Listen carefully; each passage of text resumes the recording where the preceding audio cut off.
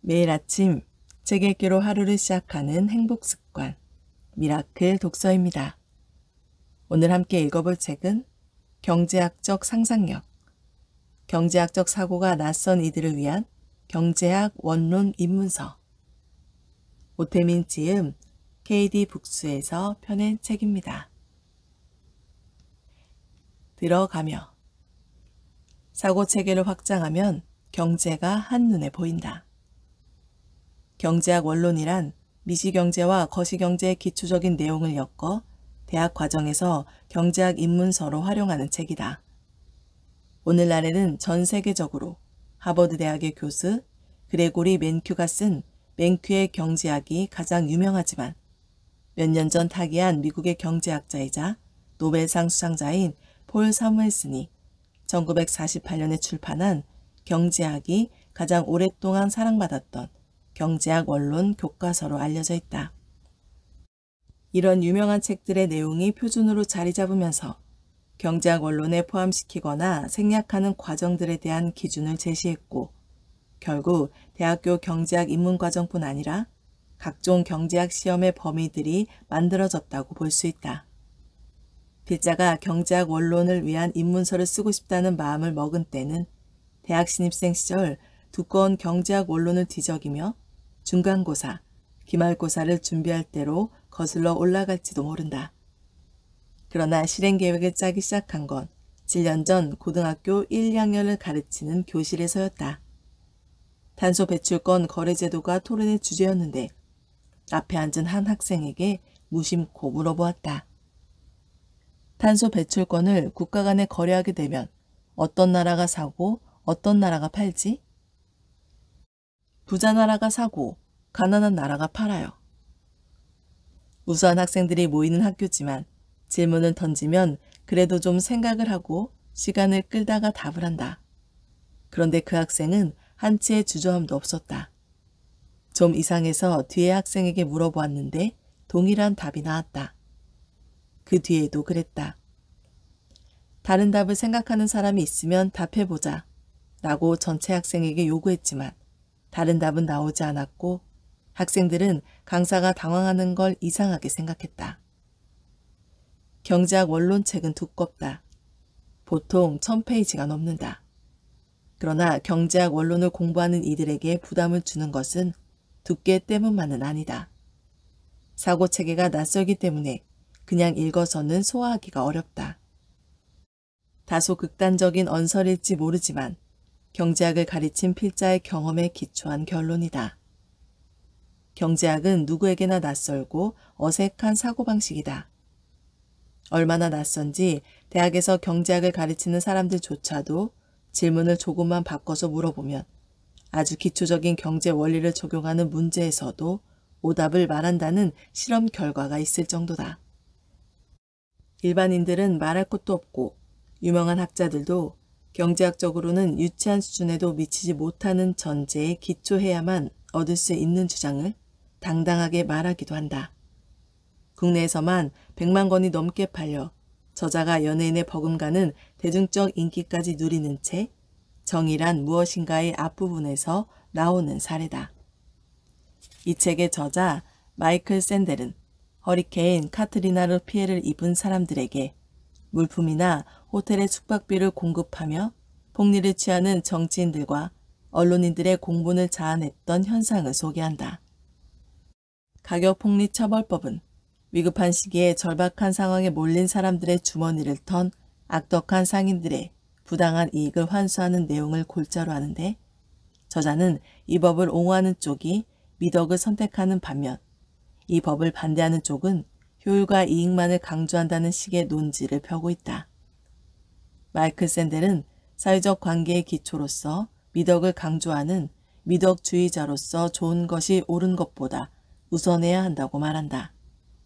따라서 절박함을 미끼로 이익을 취한 상인들의 악덕을 처벌하는 것은 미덕을 보호한다는 차원에서 보면 당연한 귀결이다. 문제는 샌델 교수가 일반적으로는 낯익지만 경제학적으로는 볼 수 없는 시각으로 시장을 바라보았다는 데 있다. 저자의 논리에 고개를 끄덕이며 따라간 독자들 역시 경제학적으로 보면 진부한 오류를 범하고 있는 셈이다. 샌델에게 있어 시장은 효율만을 중시해서 다른 모든 가치들은 거칠게 무시하는 괴물이다.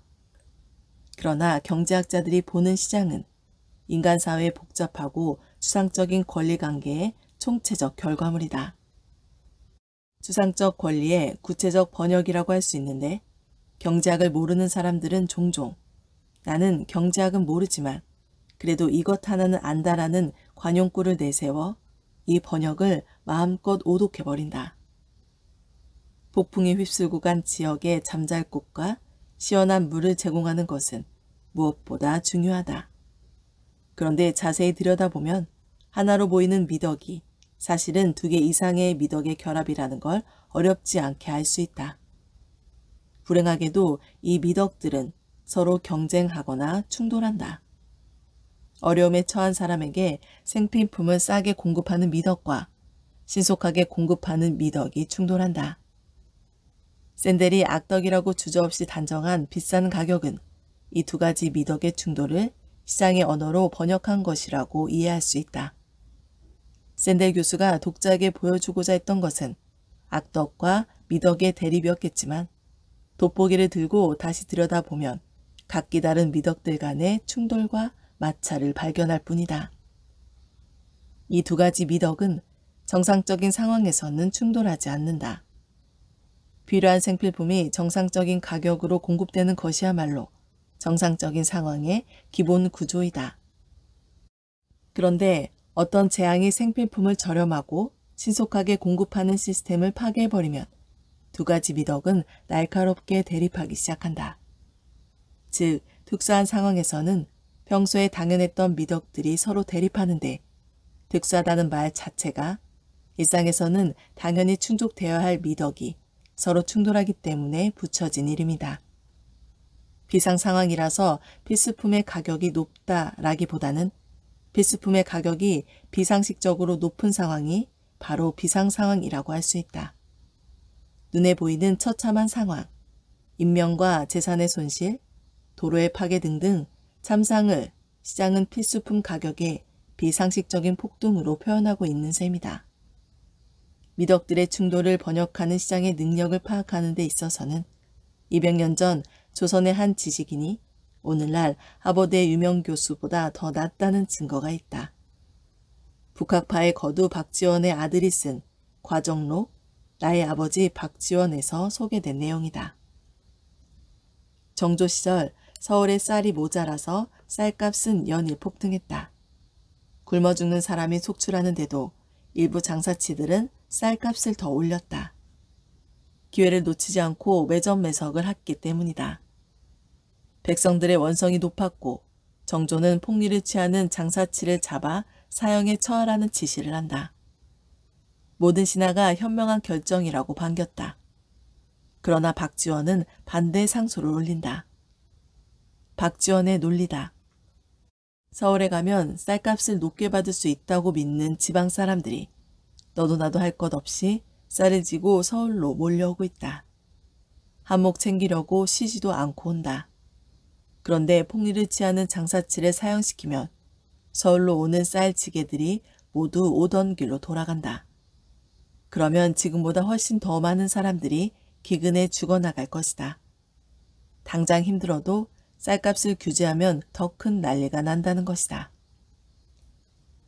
조선시대의 지식인은 당대의 거의 대부분의 사람, 그리고 200년 후 세계적으로 유명한 지식인조차 모르던 사실 하나를 스스로 통찰했던 것이다. 바로 시장은 비인격적인 시스템이라는 사실이다. 허리케인이 휩쓸고 지나간 비극을 이용해 폭리를 취하는 사람들이 가격을 올렸다고 본다면 시장은 인격적이다. 폭리는 나쁜 것이니 그 나쁜 일을 주도한 사람을 처벌하면 문제가 해결된다는 것이 경제는 모르지만 이것 하나는 안다라며 주장하는 이들이 즐겨 사용하는 논리적 얼개다. 박지원은 쌀값의 폭등에서 장사치의 음모를 보지 않았다. 그들의 역겨운 미소가 보이지만 애써 보지 않으려고 노력했을 것이다. 그리고 무엇을 보았을까? 폭리에 취한 웃음이 보내는 신호에 따라 움직이는 또 다른 사람들을 보았다. 복리를 위해 전국 각지에서 쌀지게를 이고 달려오는 보부상들의 발걸음을 보았다. 그들의 탐욕을 보았다. 그런데 이 탐욕이 쌀이 부족해서 사람이 죽어나가는 문제를 해결하는 열쇠라는 사실을 통찰했다. 이것이 바로 시스템이다. 사람의 의도를 넘어서는 제도의 작동을 보았다는 점에서 박지원은 손색이 없는 현대적인 지식인이다. 탄소 배출권을 부자가 산다고 답한 학생들의 머리 역시도 현대적이지 않기는 매한가지다. 부자, 가난한 자 모두 사람을 표현하는 어휘들이다. 심리학자들에 따르면 아이들은 사람을 수식하는 형용사를 가장 빨리 배울 뿐 아니라 인간의 전체 어휘에서 차지하는 비중도 가장 크다고 한다. 사람이 사람을 찾는 것은 어찌 보면 자연스럽다. 그러나 이런 사고는 음모론을 만드는 데는 도움이 되지만 과학적인 생각을 하는 데는 방해가 된다. 아기 때는 사물에게도 의도가 있다고 생각하니 아이가 넘어지면 엄마는 바닥을 때려 아이를 위로한다. 그러나 사람은 성숙하면서 사람들의 행동이 중요한 부분을 차지하는 어떤 사태를 설명하는 원인으로도 사람의 의도를 넘어서는 무언가를 찾기 시작한다. 과학은 이런 성숙한 사고들을 논리적으로 구성한 설명체계라고도 할 수 있다. 경제하기 어려운 이유 중 하나는 사고 체계가 낯설기 때문이다. 그리고 이 사고가 낯선 이유는 경제학적 사고가 과학적 사고이기 때문이다. 탄소 배출권 질문에서 선생이 애타게 기다린 답변은 무엇이었을까? 이산화탄소를 배출하며 공장을 가동해서 얻는 이익이 배출권을 사는 가격보다 큰 나라는 오염시킬 권리를 사고 이산화탄소를 배출해서 부가가치를 얻는 것보다는 배출권을 파는 게 이익인 나라는 권리를 판다. 어찌 보면 동어 반복 같지만 이 답변에는 결정적인 과학적 태도가 녹아있다. 경제학적 사고는 대안과 대안을 비교한다. 효율적이다, 이익이다. 이런 표현 자체가 비교를 전제하지 않으면 어떤 의미도 갖지 않는다. 경제학은 온통 비교의 언어로 구성되어 있다고 할 수 있다. 그것도 아주 미세하고 점진적으로 비교한다. 이런 사고를 한계적 사고라고 한다. 경제학적 사고의 가장 두드러진 특징이다. 한계적 사고를 소개하고 그 유용성을 증명하기 위해 이 책을 썼다고 보아도 무방하다. 이 책은 두 개의 장으로 구성하였다. 1장은 한계적 사고를 중심으로 경제학적 사고의 특징을 설명한다. 경제학 원론에 입문하기 전에 하는 뇌운동이라고 보면 적절하다. 경제학적 사고는 비경제학적 사고와 어떻게 다른지를 설명하고자 했다.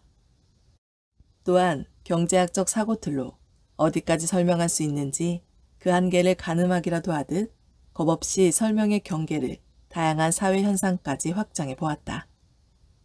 1장이 종합적이라면 2장은 다소 분석적이다. 2장에서는 공급 곡선과 수요 곡선을 집중적으로 설명한다.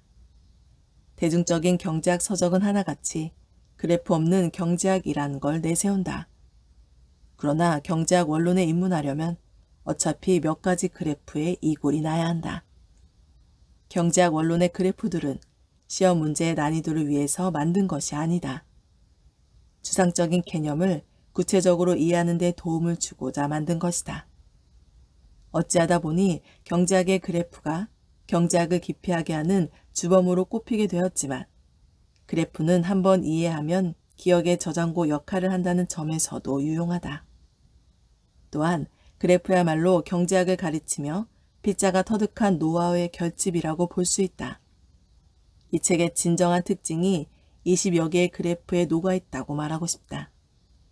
경제학 원론의 그래프를 이해하기 위한 그래프라고 해도 좋을 만큼 쉽게 이해시키기 위해 공을 들였고 그만큼 디자이너를 여러 차례 괴롭혔다. 경제학 원론 입문서를 쓰기로 하고도 한참 시간이 걸렸는데 무엇을 넣을까 보다는 무엇을 빼야 할지를 정하는 과정이었다. 교실에서 학생들과 상호작용을 통해 나름대로 검증된 내용들로 추렸다. 여러 가지 이유로 경제학을 공부하긴 해야 하지만 하기 싫어하는 이들을 대상으로 한 강의에서 효과를 본 설명 방식을 걸러냈다. 그럼에도 기라성 같은 경제학 서적들에 비하면 졸고일 뿐인데 책으로 엮여내기로 결정하신 KD북스의 사장님과 수고하신 직원들과 필자의 까다로운 요구를 외면하지 않고 오히려 더 좋게 만들어주신 디자이너 고 실장님께 감사의 마음을 전한다. 경제학 원론의 입문서이기 때문에 이미 정식화된 이론 이외의 쟁점은 다루지 않는다. 오랫동안 정립된 이론의 기초에 책을 쓰면서 인용을 정확히 밝히는 것이 불가능하다는 것을 알았다.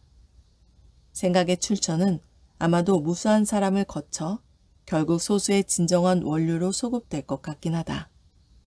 그래도 설명의 방식에서 힌트를 얻는 책이나 신문 기사는 언급했다. 디자이너가 설정한 책 구조의 통일성에 따라 직접 인용만 본문에 남기고 모두 책 뒤에 참고 문헌으로 처리했다. 특히 책이 다루는 개념에 대한 설명 방식은 폴 헤인의 명저, 경제학적 사고방식에 빚진 바가 크다는 점을 밝혀둔다. 2013년 3월 오태민 1. 경제학적 사고의 특징 직관을 거스르는 상상력 1903년 11월 11일 김장이 한창이던 때 서울 시내에서 갑작스럽게 채소가 자취를 감추었다. 경무청에서 채소 도매상들을 모조리 잡아간 탓이다. 인플레이션 때문이었다. 돈이 많이 풀린 데다 김장철이 겹치면서 채소 가격이 몇 배가 뛰었다. 정부가 채소 도매상들을 체포한 것은 원망할 대상을 찾는 민초들의 마음을 헤아려서이다.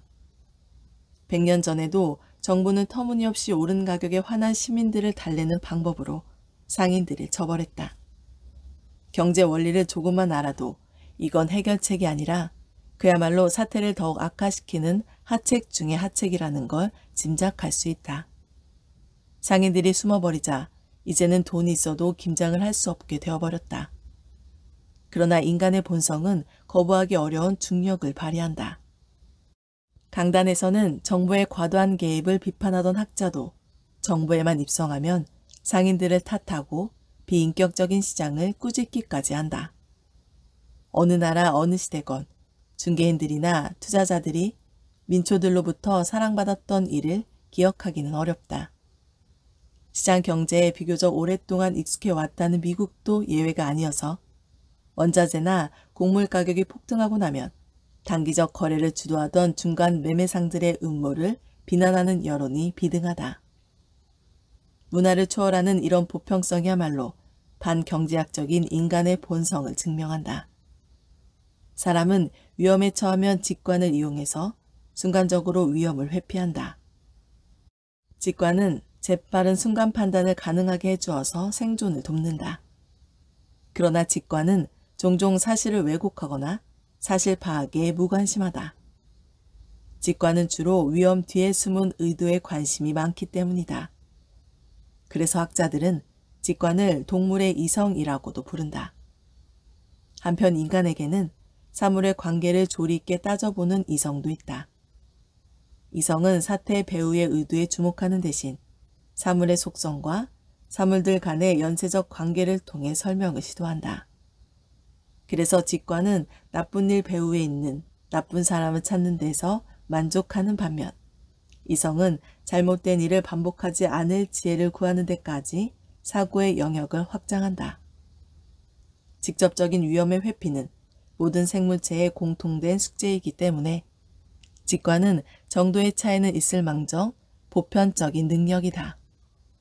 반면 이성은 사람마다 편차가 크며 후천적으로 개발이 요구되는 영역이다. 인간이 지구상의 그토록 오랫동안 생존했으면서도 과학적 사고를 체계적으로 발달시키기 시작한 것은 불과 몇백 년밖에 되지 않는 저간의 사정이 이를 뒷받침한다.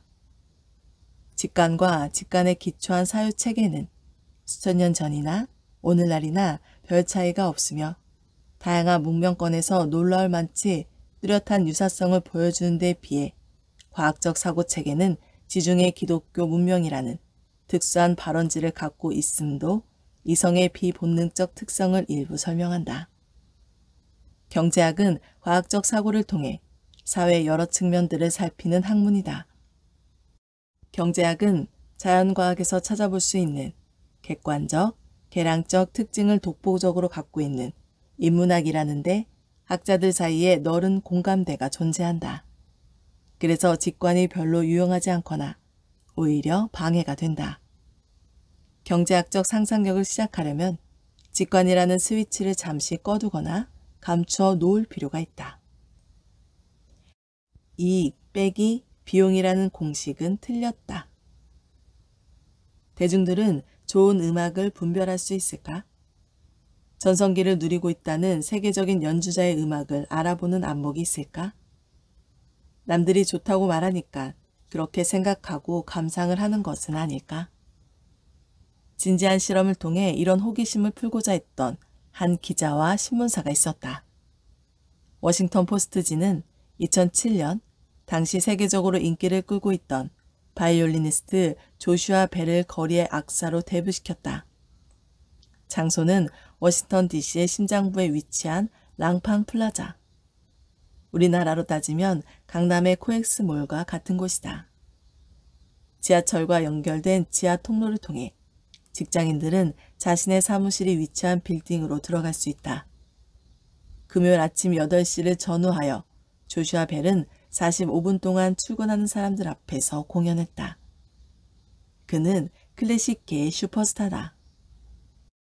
뉴스 위크지는 그의 음악은 우리의 머리와 마음을 모두 감동시킨다 라고 극찬을 하기도 했다. 잘생긴 외모와 함께 그의 바이올린까지도 유명하다. 톰 테일러라는 고유한 별칭을 갖고 있는 1732년산 바이올린으로 연주하는 그의 공연을 직접 보기 위해 많은 사람들은 10만 원 정도 하는 심포니홀을 매진시킨다. 이런 슈퍼스타가 바쁜 출근 시간에 거리에서 연주를 하면 사람들은 어떤 반응을 보일까? 사람들이 그를 알아보지 못하게 연출을 했다. 야구 모자를 눌러쓰고 티셔츠를 입고 연주하는 동안 1,100여 명의 시민이 그의 앞을 지나갔다. 사람들은 그가 조슈아 벨이라는 사실을 전혀 알 수 없지만 바이올린 소리는 여전히 세계적인 연주자의 솜씨에서 나온다. 만약 평소 조슈아 벨의 연주를 감상하기 위해 비싼 티켓을 구입하는 사람들이 명성이나 남들의 평가 때문이 아니라 정말 그의 음악이 좋았기 때문이라면 적지 않은 사람들이 이날 그의 연주를 듣기 위해 걸음을 멈출 것이라는 가정하에 이루어진 실험이다. 과연 몇 명이나 세계적인 연주자의 음악 자체에 매료되어 잠시라도 멈춰서 음악을 감상했을까? 결과는 참담했다. 단 한 명의 시민도 세계적인 연주자의 공짜 연주를 감상하지 않았다.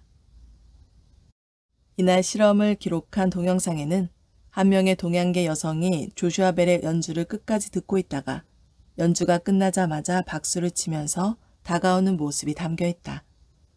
이 여성은 조슈아 벨을 알아보았다.